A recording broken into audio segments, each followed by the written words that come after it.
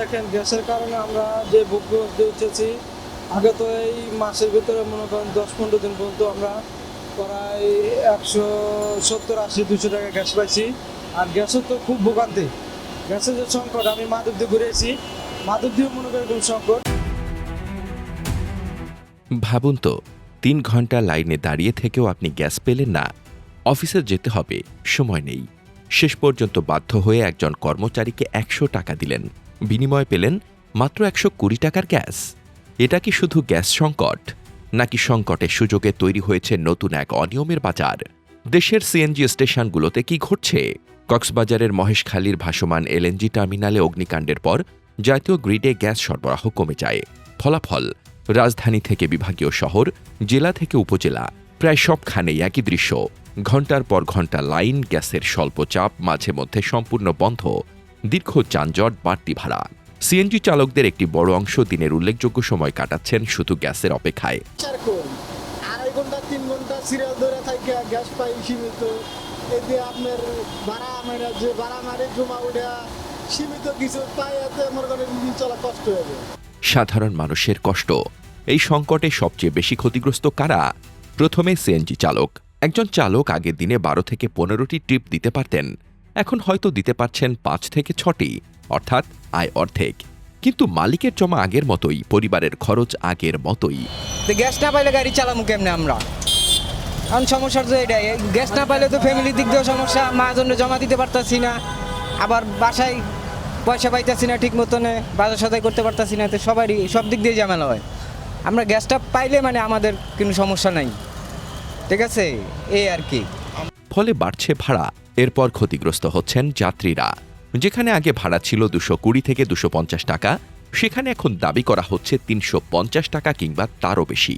অর্থাৎ একটি অবকাঠামোগত সংকটের পুরো মূল্য দিচ্ছেন সাধারণ মানুষ। সবচেয়ে উদ্বেগজনক অভিযোগ, এখানেই প্রশ্ন আরও গুরুতর হয়ে ওঠে।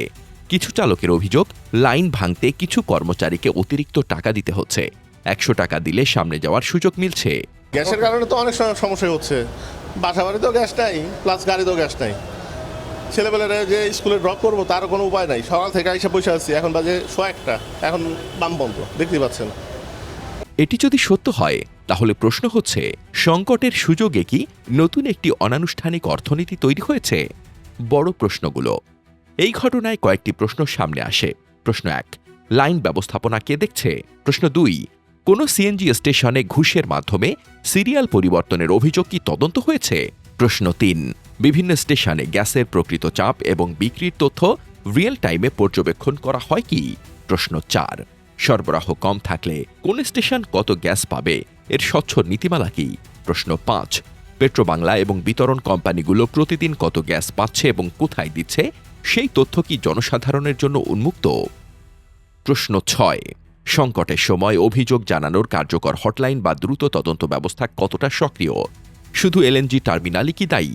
সরকার বলছে, মহেশখালীর একটি ভাসমান এলএনজি টার্মিনাল বন্ধ হয়ে যাওয়ায় প্রতিদিন প্রায় 50 কোটি ঘনফুট গ্যাস কম এসেছে। এটি অবশ্যই বড় কারণ, কিন্তু এখানেই আরেকটি প্রশ্ন উঠে আসে। বাংলাদেশের মতো দেশে, যেখানে শিল্প, বিদ্যুৎ, পরিবহন সবই গ্যাস নির্ভর, সেখানে একটি মাত্র টার্মিনাল বন্ধ হয়ে গেলে পুরো ব্যবস্থাই কেন এতটা নড়বড়ে হয়ে যায়? পর্যাপ্ত বিকল্প ব্যবস্থা কি ছিল? জরুরি পরিকল্পনা কি প্রস্তুত ছিল? স্টেশন মালিকদের অবস্থাও কঠিন। শুধু চালক নয়, স্টেশন মালিকরাও বলছেন, বিক্রি কমছে, গ্রাহকের ক্ষোভ বাড়ছে, আর্থিক ক্ষতি হচ্ছে। অনেক স্টেশন মাত্র 2 থেকে 3 পিএসআই চাপ পাচ্ছে। এই চাপে স্বাভাবিকভাবে গ্যাস বিক্রি কার্যত অসম্ভব। এখন কি দরকার? বিশেষজ্ঞরা বলছেন, এই সংকট মোকাবেলায় জরুরি প্রয়োজন গ্যাস সরবরাহ দ্রুত স্বাভাবিক করা, প্রতিটি স্টেশনে digital queue management, live gas pressure monitoring, ঘুষ ও অনিয়মের অভিযোগে তাৎক্ষণিক তদন্ত, প্রতিদিনের সরবরাহ তথ্য প্রকাশ, চালক ও যাত্রীদের জন্য অভিযোগ নিষ্পত্তির কার্যকর ব্যবস্থা। সমাপনী। আজ প্রশ্ন শুধু গ্যাসের নয়, প্রশ্ন রাষ্ট্রের সেবা কতটা স্বচ্ছ? সংকটের সময় কাদের জন্য ব্যবস্থা কাজ করে, আর কাদের কাঁধেই সব চাপ গিয়ে পড়ে? যদি সত্যি 100 টাকা ঘুষ দিয়ে 120 টাকার গ্যাস নিতে হয়, তাহলে সমস্যা শুধু গ্যাসের ঘাটতি নয়, সমস্যা জবাবদিহির ঘাটতি।